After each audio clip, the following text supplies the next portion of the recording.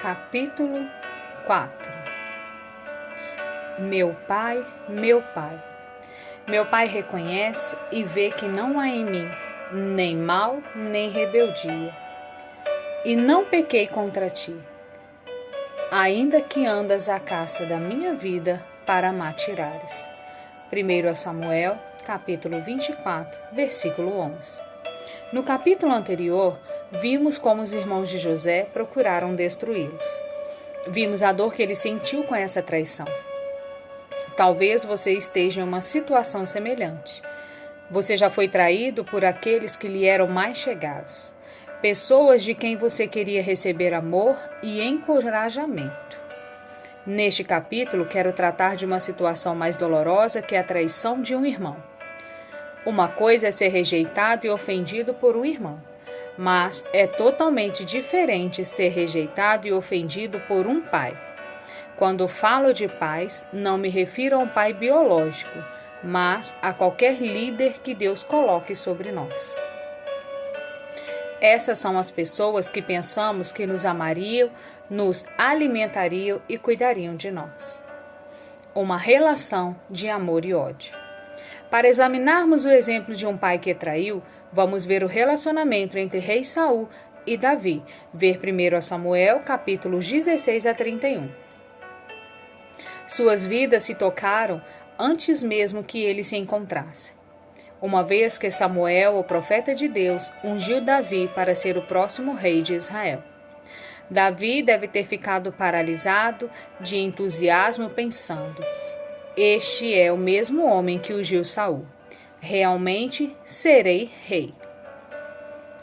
No palácio, Saul estava sendo atormentado por um espírito maligno porque havia desobedecido a Deus.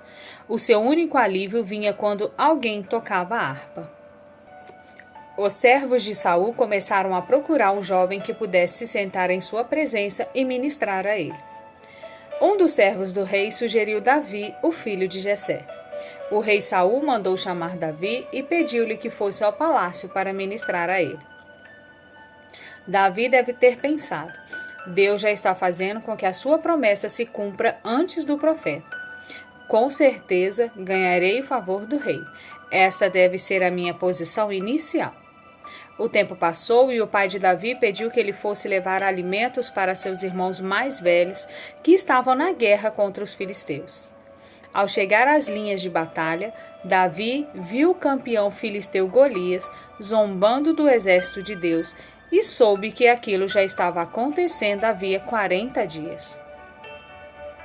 Ele descobriu que o rei havia oferecido a mão de sua filha em casamento ao homem que derrotasse aquele gigante. Davi compareceu perante o rei e pediu permissão para lutar. Ele matou Golias e conquistou a filha de Saul. Àquela altura ele havia conquistado o favor de Saul e foi levado ao palácio para viver com o rei. Jonatã, o filho mais velho de Saul, fez uma aliança de amizade eterna com Davi. Em tudo que Saul dava a Davi para executar, a mão de Deus estava sobre ele, e ele prosperava. O rei pediu que ele comesse à mesa com seus 2 filhos. Davi estava impactado. Ele estava vivendo no palácio, comendo na mesa do rei, casado com a filha do rei, amigo de Jonatas e obtendo vitórias em todas as suas campanhas. Ele estava até mesmo conquistando o favor do povo. Ele podia ver a profecia se cumprindo diante de seus olhos. Saul favorecia Davi sobre todos os seus outros servos. Ele havia se tornado um pai para ele. Davi estava certo de que Saul seria seu mentor e que o treinaria, e que um dia, com grande honra, o colocaria no trono. Davi estava se regozijando na fidelidade e na bondade de Deus. Mas, em um único dia, tudo mudou. Quando Saul e Davi voltavam da batalha lado a lado, as mulheres de todas as cidades de Israel saíram dançando e cantando. Saul matou seus milhares e Davi seus 10 milhares. Isso enfureceu Saul, e daquele dia em diante ele passou a desprezar Davi. Por 2 vezes, quando Davi tocava a harpa para ele, Saul tentou matá-lo. A Bíblia diz que Saul odiava Davi porque ele sabia que Deus era com Davi, mas não era com ele. Davi foi obrigado a fugir para salvar sua vida. Sem ter nenhum outro lugar para ir, ele fugiu para o deserto. O que está acontecendo? Davi se perguntou. A promessa estava se cumprindo e agora está destruída. O homem que é meu mentor está tentando me matar. O que posso fazer? Saul é um servo ungido de Deus. Com ele contra mim, que chances tenho? Ele é o rei, o homem de Deus que está sobre a nação de Deus. Por que Deus está permitindo isso? Saul perseguiu Davi de deserto em deserto e de caverna em caverna, acompanhado por 3.000 dos melhores guerreiros de Israel. Eles tinham um propósito: destruir Davi. A essa altura, a promessa não passava de uma sombra. Davi não vivia mais no palácio nem comia à mesa do rei. Ele habitava em cavernas úmidas e comia o resto das feras do deserto. Ele já não cavalgava mais ao lado do rei, mas era caçado pelos homens que um dia lutaram ao seu lado. Não havia uma cama quente, nem servos para assisti-lo, nem elogios na corte real. Sua esposa foi dada a outro homem. Ele conheceu a solidão de um homem que não tem pátria. Observe que foi Deus e não o diabo quem colocou Davi sobre os seus cuidados de Saul. Porque Deus não apenas permitiria isso, como também o planejaria. Porque o favor do rei foi exibido diante dos olhos de Davi somente para ser abruptamente retirado? Aquela era uma oportunidade fundamental para Davi se ofender, não apenas com Saul, mas também com Deus. Todas as perguntas não respondidas aumentavam a tentação de questionar a sabedoria e o plano de Deus. Saul estava tão determinado a matar aquele jovem a qualquer preço que sua loucura aumentou. Ele tornou-se um homem desesperado. Os sacerdotes da cidade de Nob deram abrigo e alimento a Davi, dando-lhe também a espada de Golias. Eles não sabiam que Davi estava fugindo de Saul. Pensaram que ele estivesse em uma missão para o rei. Eles consultaram o Senhor a favor de Davi e o enviaram para que seguisse o seu caminho. Quando Saul descobriu isso, ficou furioso. Ele matou 85 sacerdotes inocentes do Senhor e passou toda a cidade de Nob à espada. Todos os homens, mulheres, crianças, bebês de colo, vacas, jumentos e ovelhas. Ele executou contra eles, os inocentes, o julgamento que deveria ter executado contra os amalequitas. Ele era um assassino. Como Deus pôde um dia colocar o seu espírito sobre tal homem? A certa altura, Saul soube que Davi estava no deserto de En-Gedi e enviou 3.000 guerreiros atrás dele. Durante a jornada, eles pararam para descansar na entrada de uma caverna, sem saber que Davi se escondia nos fundos dela. Saul retirou sua capa e deixou-a de lado. Davi silenciosamente esgueirou-se de seu esconderijo, cortou um pedaço da capa deixado de lado e saiu sem ser notado. Depois que Saul saiu da caverna, Davi prostrou-se ao chão e clamou por ele. Olha, pois, meu pai, vê aqui a orla do teu manto na minha mão. Reconhece e vê que não há em mim nem mal nem rebeldia, e não pequei contra ti, ainda que andas à caça da minha vida para m'atirares. 1 Samuel, capítulo 24, versículo 11. O clamor de Davi a Saul foi: meu pai, falando claramente, ele estava dizendo: vejam o meu coração. Sejam pai para mim, preciso de um líder para me treinar e não para me destruir. Até quando Saul estava tentando matá-lo, o coração de Davi ainda ardia de esperança. Onde estão os pais? Vi este clamor em inúmeros homens e mulheres no corpo de Cristo. A maioria deles é composta de jovens que têm o forte chamado de Deus sobre suas vidas. Eles clamam por um pai, por um homem para discipulá-los, amá-los, apoiá-los e encorajá-los. É por isso que Deus disse que ele converteria o coração dos pais, líderes aos filhos, povo, e o coração dos filhos aos pais, para que ele não viesse e ferisse a terra com maldição. Malaquias capítulo 4, versículo 6, acréscimos do autor. Muitos de nossos países perderam seus pais, líderes ou ministros, nos anos 40 e 50. E hoje o nosso estado está piorando. Não diferentemente de Saul, muitos líderes em nossos lares, em nossas empresas e em nossas igrejas estão mais preocupados com seus objetivos do que com a sua descendência. Por causa dessa atitude, esses líderes veem o povo de Deus como recursos para servir a sua visão, em vez de verem a visão como veículo para servir ao povo. O sucesso da visão justifica o custo das vidas feridas e das pessoas destruídas. A justiça, a misericórdia, a integridade e o amor são comprometidos em nome do sucesso. As decisões se baseiam em dinheiro, números e resultados. Isso abre a porta para um tratamento como o que Davi recebeu. Afinal, Saul tinha um reino para proteger. Este tipo de tratamento é aceitável na mente dos líderes porque eles estão em busca da propagação do evangelho. Quantos líderes eliminaram os homens que estavam abaixo deles por causa de desconfiança? Por que esses líderes têm desconfiança? Porque eles não estão servindo a Deus, eles estão servindo a uma visão. Como Saul, eles estão inseguros no seu chamado, e isso gera ciúmes e orgulho. Ele reconhece qualidade nas pessoas que sabem que são de Deus, e estão dispostos a usar essas pessoas desde que isso lhes traga algum benefício. Saul desfrutou do sucesso de Davi até que ele o ouviu como uma ameaça para ele. Então, destituiu Davi e procurava um motivo para destruí-lo. Conversei com inúmeros homens e mulheres jovens que clamavam por alguém a quem prestar contas. Eles queriam estar submissos a um líder que os discipulasse. Eles se sentiam isolados e sós. Estavam em busca de alguém que fosse um pai para eles. Mas Deus permitiu que eles passassem por rejeição, porque queria fazer com eles o que havia feito com Davi. Ouça cuidadosamente o que o Espírito está dizendo. Davi estava preocupado por Saul acreditar que ele era rebelde e mau.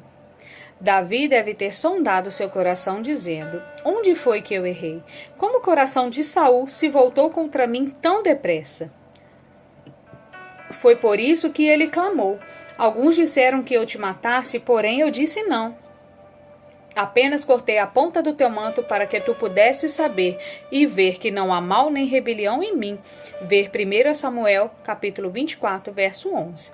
Davi pensou que se ele pudesse provar o seu amor por Saul, Saul restauraria o seu favor por ele e a profecia se cumpriria. As pessoas que foram rejeitadas por um pai ou por um líder tende a colocar toda a culpa sobre si mesmas. Elas ficam aprisionadas por pensamentos atormentadores do tipo que eu fiz. Meu coração era impuro. Às vezes, elas se perguntam: quem voltou o coração do meu líder contra mim? Então, elas tentam constantemente provar a sua inocência aos seus líderes. Elas acham que se puderem apenas demonstrar a sua lealdade e seu valor, serão aceitas. Infelizmente, quanto mais elas tentam, mais rejeitadas se sentem. Quem me vingará? Saul reconheceu a bondade de Davi quando viu que ele poderia tê-lo matado, mas não fez. Então ele e seus homens partiram. Davi deve ter pensado: agora o rei vai me restaurar. Agora a profecia se cumprirá. Com certeza ele vê meu coração e me tratará melhor. Não tão rápido, Davi. Apenas um pouco depois, os homens relataram a Saul que Davi estava nas montanhas de Aquilá. Saul foi atrás dele com os seus mesmos 3.000 soldados. Tenho certeza de que isso deixou Davi arrasado. Ele percebeu que aquilo não era um mal-entendido, mas que Saul estava intencionalmente, sem qualquer razão, atrás da sua vida. Como ele deve ter se sentido rejeitado. Saul conhecia o seu coração e ainda assim marchava contra ele. Davi, juntamente com Abissai, esgueirou-se pelo acampamento de Saul. Nenhum guarda os viu, porque Deus colocou sobre eles um profundo sono. Aqueles 2 homens se esgueiraram em meio a todo o exército até onde Saul estava dormindo. Abissai implorou a Davi: Deus te entregou hoje nas mãos o teu inimigo. Deixa-me, pois, agora encravá-lo com a lança ao chão de um só golpe. Não será preciso segundo. 1 Samuel 26:11. Abissai tinha boas razões para achar que Davi devia permitir que ele matasse Saul. Em primeiro lugar, Saul havia assassinado 85 sacerdotes inocentes e suas famílias a sangue frio. Em segundo lugar, ele havia saído com um exército de 3.000 homens guerreiros para matar Davi e seus seguidores. Se você não matar o inimigo primeiro, pensou Abissai, ele certamente o matará. Isso é defesa própria. Qualquer tribunal concordará com isso. Em terceiro lugar, Deus havia ungido Davi, através de Samuel, como o próximo rei de Israel. Davi devia reivindicar a sua herança se não quisesse terminar como um homem morto sem que a profecia jamais se cumprisse. Em quarto lugar, Deus coloca todo aquele exército em profundo sono para que Davi e Abissai pudessem andar até onde estava Saul.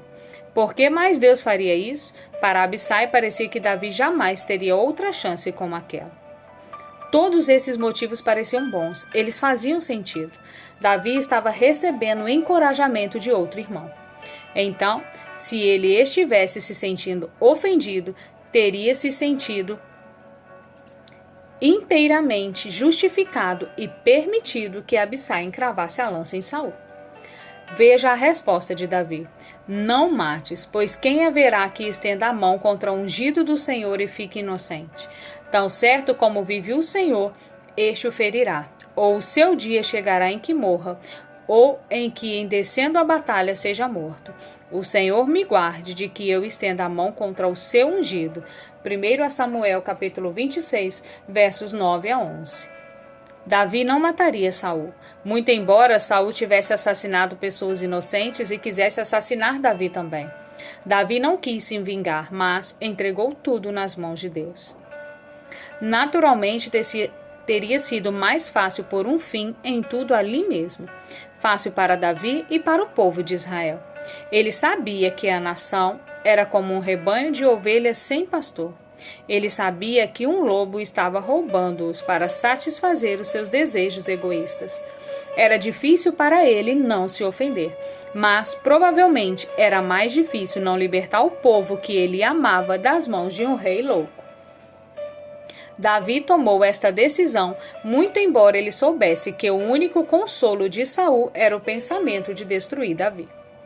Davi havia provado a pureza do seu coração quando poupou Saul da primeira vez. Mas, mesmo quando teve uma segunda chance de matá-lo, não quis tocar nele. Saul era ungido do Senhor, e Davi deixou a questão nas mãos de Deus para que ele julgasse. Quantas pessoas hoje têm um coração como o de Davi? Não matamos mais com espadas físicas, mas destruímos uns aos outros com uma espada de outro tipo, a língua. A morte e a vida estão no poder da língua. Provérbios 18, versículo 21. Igrejas e famílias se dividem, casamentos são destruídos e o amor morre, esmagado por uma ofensiva de palavras desferidas em meio à dor e à frustração. Ofendidos pelos amigos, pela família e pelos líderes, acertamos o alvo com palavras afiadas pela amargura e pela ira. Embora os fatos possam ser verdadeiros e precisos, a motivação é impura. Provérbios capítulo 6, o versículo 16 e 19, diz que semear a discórdia ou a separação entre irmãos é abominável ao Senhor. Quando repetimos alguma coisa com a intenção de separar ou prejudicar relacionamentos ou reputações, embora seja verdade, ainda assim é uma afronta a Deus. Deus está me usando para expor os pecados do meu líder? Durante 7 anos, servi em tempo integral no Ministério de Apoio e Pastoreio de Jovens, antes que Deus liberasse minha esposa e eu para o nosso atual ministério. Quando era pastor de jovens, havia um homem que não gostava de mim nem da mensagem que eu pregava. Normalmente aquilo não me incomodava, mas aquele homem estava em posição de autoridade sobre mim. Eu acreditava que Deus havia me dito para fazer uma forte palavra de pureza e ousadia para os jovens, e o filho dele fazia parte do meu grupo. A convicção de pecados ardia no coração daquele jovem. Um dia, ele nos procurou chorando. Estava angustiado porque sentia que o estilo de vida que via em casa não atendia ao padrão a que eu estava desafiando a ele e a outros jovens a adotar. Este incidente e outros conflitos de personalidade pareciam fazer com que seu pai passasse a estar determinado a se livrar de mim. Ele se dirigiu ao pastor presidente para estimular a ira dele contra mim com falsas acusações. Depois ele me procurava e me dizia o quanto o pastor presidente estava contra mim, mas dizendo que ele me apoiava. Havia diversas correspondências reprovadas que circulavam pela equipe. Nenhuma delas tinha o meu nome, mas elas me identificavam de outras formas. Ele sorria para mim, mas sua intenção era destruir-me. Diversos membros do grupo jovem diziam que havia ouvido que eu seria demitido. O filho desse homem espalhava tais notícias, não de forma maliciosa, mas apenas porque estava repetindo o que havia ouvido em casa. Eu estava zangado e confuso. Fui procurar aquele homem e ele admitiu ter dito isso, mas disse que estava apenas repetindo o pensamento do pastor presidente. Meses se passaram e parecia que nada conseguia aliviar a situação. Ele tinha até cortado todo o contato entre o meu pastor presidente e eu. Isto não acontecia somente comigo, mas com todos os pastores que não agradavam aquele homem. Minha família estava sob pressão constante, sem nunca saber se permanecíamos na igreja ou se seríamos colocados para fora. Tínhamos comprado uma casa, minha esposa estava grávida e não tínhamos para onde ir. Eu não queria distribuir currículos, sabia que Deus havia me levado para aquela igreja e permanecia ali, sem ter um plano B. Minha esposa estava emocionalmente esgotada. Querido, sei que vão despedi-los. Todos estão me dizendo isso. Não foram eles que me contrataram e não podem me despedir sem autorização de Deus, eu disse a ela. Ela achou que eu estava negando a realidade e pediu-me para pedir demissão. Finalmente vieram as notícias de que a decisão de me despedir havia sido tomada. O pastor presidente anunciou para a igreja que o grupo jovem passaria por algumas mudanças. Eu ainda não havia falado com ele sobre o conflito com o líder que ele havia colocado sobre mim. Eu estava agendado para encontrar-me com ele e com este homem no dia seguinte. Deus me moveu especificamente a não me defender. Quando encontrei com meu pastor no dia seguinte, fiquei surpreso ao encontrar o pastor sentado a sós em seu escritório. Ele olhou para mim e disse: John, Deus o enviou para esta igreja. Não vou deixá-lo ir embora. Fiquei aliviado. Deus havia me protegido no último instante. Por que este homem está querendo vê-lo pelas costas? Perguntou ele. Por favor, vá conversar com ele e acertar coisa entre vocês. Pouco depois daquela reunião, recebi uma prova por escrito de uma decisão que o líder havia tomado com relação à minha área de responsabilidade. Ele expunha os verdadeiros motivos dele. Eu estava pronto para levá-los ao pastor presidente. Naquele dia, medi meus passos e orei por 45 minutos, tentando superar o sentimento de desconforto que dizia. Eu dizia: Deus, este homem tem sido desonesto e mau. Isso precisa ser exposto. Ele é uma força destrutiva neste ministério. Preciso dizer ao pastor como ele realmente é. Eu até justificava as minhas intenções de expor o comportamento dele. Tudo o que estou relatando é fato e está documentado. Não se trata de emoção. Ele não foi impedido. A sua maldade se infiltrará por toda esta igreja. Finalmente, frustrado, disse: Deus, o Senhor não quer que eu exponha o comportamento deste homem, não é? Quando eu disse estas palavras, a paz de Deus inundou meu coração. Sacudi a cabeça impressionado. Eu sabia que Deus não queria que eu fizesse nada, então joguei a prova fora. Mais tarde, quando pude olhar para a situação de forma mais objetiva, percebi que eu queria me vingar mais do que proteger qualquer pessoa do ministério. Eu havia racionalizado a situação de forma a acreditar que meus motivos não eram egoístas. O tempo passou e um dia, quando eu estava orando fora da igreja antes do horário de culto, o homem entrou de carro no estacionamento da igreja. Deus me moveu a ir até ele e me humilhar. Imediatamente fiquei na defensiva. Não, Senhor, é ele quem tem de vir até mim. Foi ele quem me causou todos os problemas. Continuei a orar, mas novamente o Senhor insistiu que eu fosse até ele imediatamente e me humilhasse. Eu sabia que era Deus. Liguei para ele do meu escritório e fui até a sua sala. Mas o que eu disse e a forma como disse foi muito diferente do que teria sido se Deus não tivesse tratado comigo. Com toda sinceridade, pedi que ele me perdoasse. Tenho sido crítico e julgador a seu respeito, confessei. Ele imediatamente amansou e conversamos por 1 hora. Daquele dia em diante, seus ataques contra mim cessaram, embora ainda continuasse a existir um problema entre ele e os outros pastores. 6 meses depois, enquanto eu estava ministrando fora do país, Todo o mal que aquele homem havia feito foi exposto para o pastor presidente. Não teve nada a ver comigo, mas com outras áreas do ministério. O que ele estava fazendo era pior do que eu sabia. Ele foi imediatamente demitido. O juízo havia chegado, mas não por minhas mãos. Exatamente aquilo que ele havia tentado fazer comigo aconteceu a ele. No entanto, quando aconteceu, não fiquei feliz. Lamentei por ele e por sua família. Eu entendi a sua dor. Eu mesmo havia passado por ela nas mãos dele. Por tê-lo perdoado 6 meses antes, eu agora o amava e não queria aquilo para ele. Se ele tivesse sido despedido anos antes, quando eu estava irado com ele, eu teria me alegrado. Eu sabia que então estava realmente livre da ofensa que havia abrigado em meu coração. A humildade e a recusa em me vingar foram as chaves que me libertaram da prisão da ofensa. 1 ano depois, eu o vi em um aeroporto. Fui inundado pelo amor de Deus, corri até onde ele estava e abracei-o. Fiquei sinceramente feliz quando ele me disse que as coisas iam bem com ele.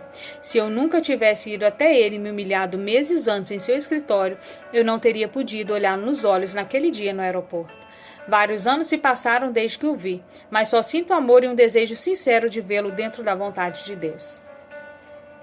Davi foi sábio quando decidiu deixar que Deus fosse o juiz de Saul. Você pergunta, quem Deus usou para julgar Saul, seu servo? Os filisteus. Saul, juntamente com seus filhos, morreram lutando contra eles. Quando as notícias chegaram a Davi, ele não comemorou, ele chorou. O homem que havia matado Saul foi contar o que acontecera a Davi, gabando-se de ter matado seu inimigo.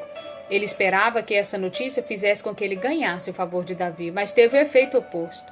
Como não temeste estender a mão para matar o ungido do Senhor? Perguntou Davi.